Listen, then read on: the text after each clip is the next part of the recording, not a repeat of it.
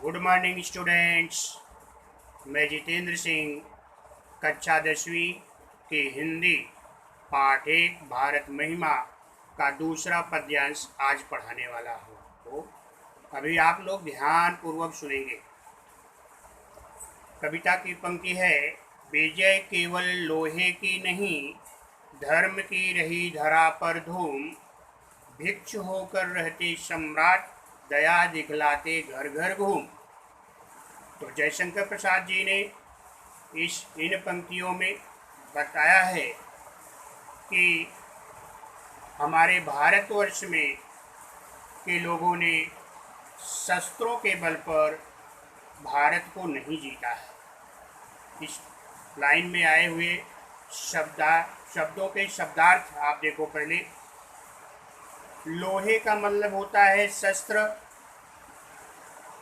और भिक्षु का मतलब होता है सन्यासी।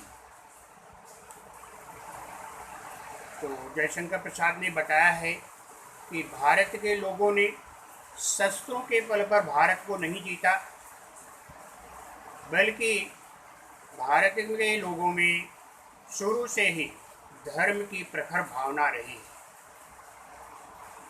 यहाँ के लोग, कुछ ऐसे भी सम्राट भारत में हुए जिन्होंने सम्राट होते हुए भी सन्यासी का वेश धारण करके घर घर घूम करके लोगों के दुखों को दूर करने का प्रयास किया। जैसे कि गौतम बुद्ध और वर्धमान महावीर का नाम आता है। ये सम्राट होते हुए भी इन लोगों ने अपने साम्राज्य को त्याग करके सन्यासी का रूप धारण करके घर घर घूम करके लोगों के कष्टों को दूर करने का प्रयास किया। अभी अगली लाइन पे चलेंगे। गोरी को दिया दया का दान, चीन को मिली धर्म की दृष्टि। गोरी का मतलब होता है बच्चों मोहम्मद गोरी का नाम, जो इतिहास में आप लोग सुने होंगे, नहीं सुने तो जान लो। मोहम्मद गोरी ने भारत पर कई बार आक्रमण किया और अंत में भारत के लोगों ने ऐसे सम्राट राजा पोरस, जिन्होंने उसे पराजित किया अंत में।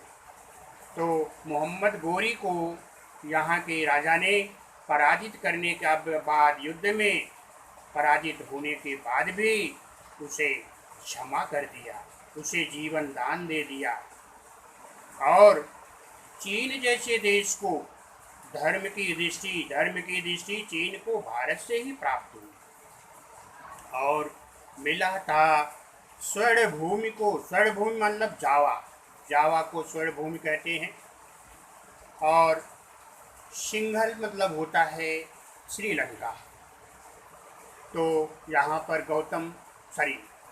पर सम्राट अशोक ने अपने पुत्र महेंद्र और अपनी पुत्री संघमित्रा को बौद्ध धर्म के प्रचार और प्रसार के लिए चीन और श्रीलंका भेजा और उन्हीं से श्रीलंका को पंचशील का सिद्धांत प्राप्त हुआ। पंचशील के सिद्धांत 5 चीज़ें उसमें शामिल है: अहिंसा, अस्तेय, सत्य, अपरिग्रह और ब्रह्मचर्य। ये चीज़ें श्रीलंका को भारत से ही प्राप्त हुई। अगली लाइन पे चलेंगे। किसी का हमने छीना नहीं, प्रकृति का रहा पालना रही।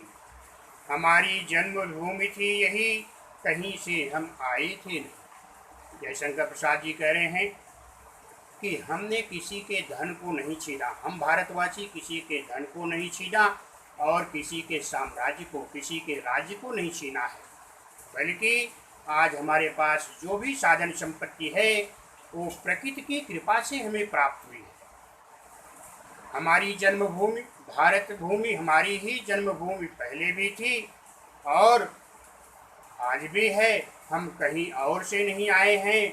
हमारा जन्म इसी जन्मभूमि पे हुआ। अगली लाइन पे चलेंगे। चरित थे पूत, भुजा में शक्ति, नम्रता रही सदा संपन्न। हम भारतवासी हमेशा से चरित्रवान थे। हमारा चरित्र दूध की तरह उज्जवल आज भी है और पहले भी था।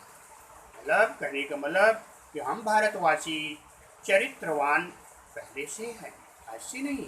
भुजाओं में शक्ति, हम हमारी भुजाओं में, भारत की भुजाओं में अपार शक्ति है और नम्रता रही संपन्न। और हम भारतवासी हमेशा नम्र स्वभाव के, हमारा एक गुण है नम्रता से, हम भारतवासी संपन्न हैं।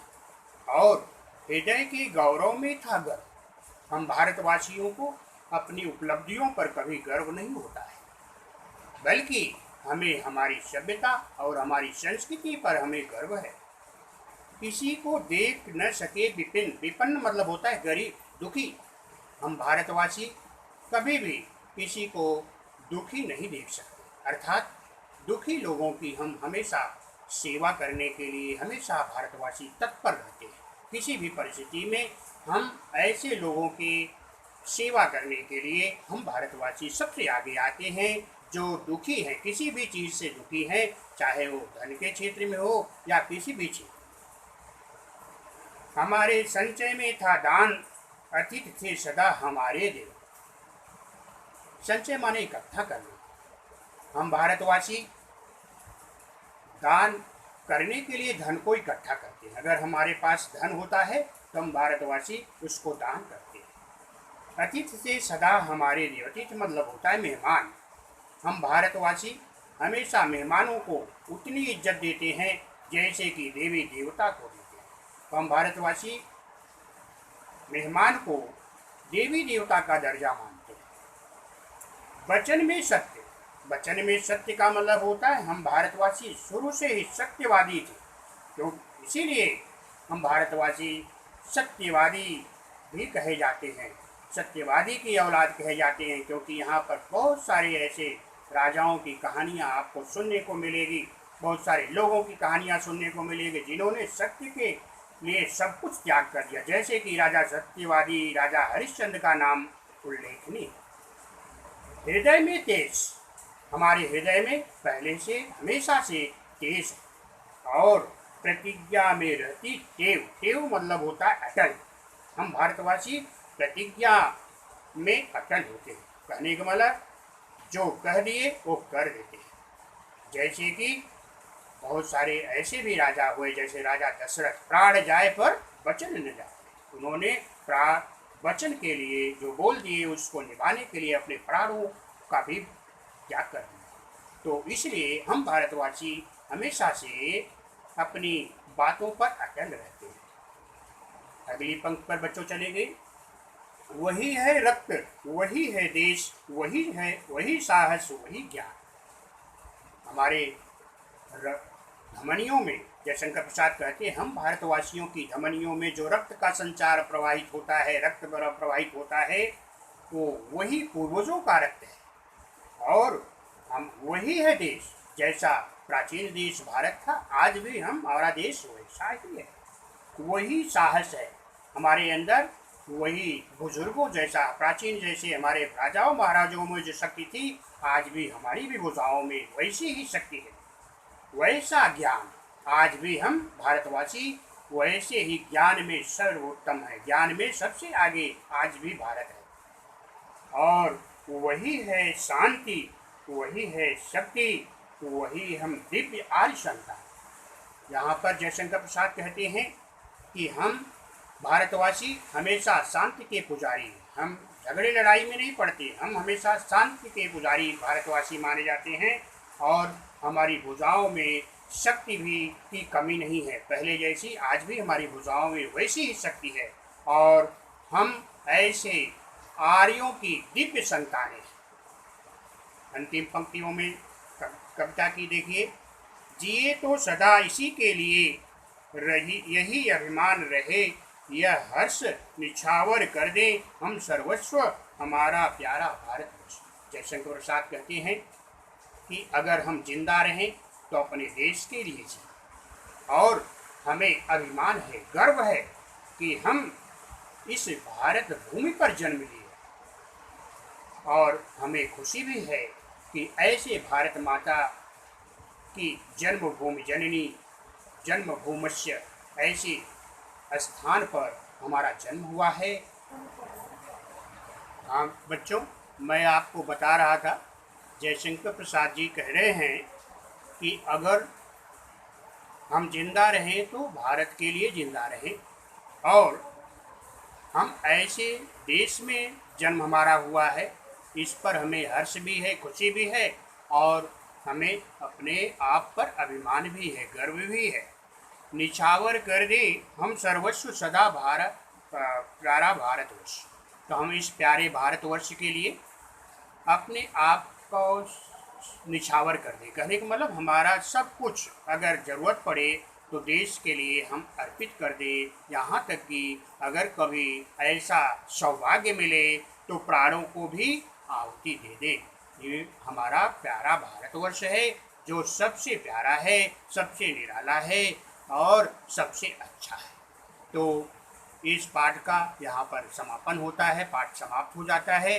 अभी आगे बच्चों हम आपको स्वाध्याय के कुछ प्रश्न दे रहे हैं, नीचे उसका वीडियोग्राफी आपको डाल देंगे, उसको आपको अपनी नोटबुक में सॉल्व कर लेना और लिख लेना। ओके।